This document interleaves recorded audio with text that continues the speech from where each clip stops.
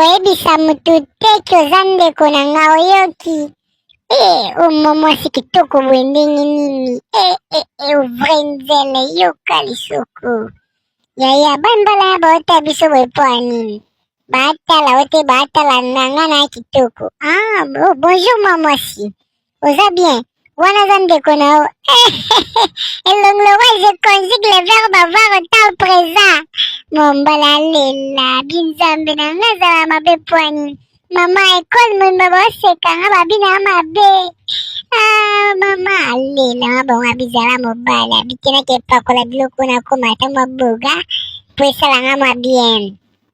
Yo komo poko ya balede bote na elongo kasi okoma kitoko telongi mabe. Bosabone mpona parti de bomona place akomaki bogos.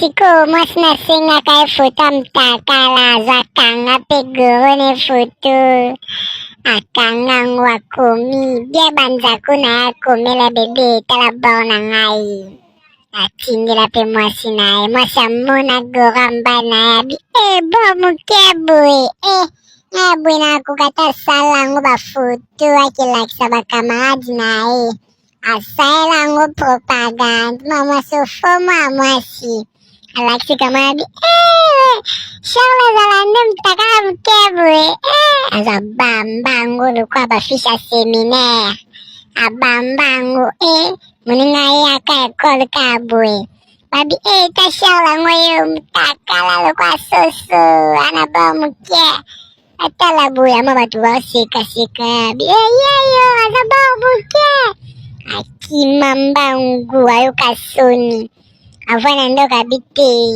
nafoka na vimbisa bor fona vimbisa bor akepa dokta bite ndenge abofo vimbisa nga goro banini pa bacuba etonga bor akoma yoka somborozo akende ko batutu botala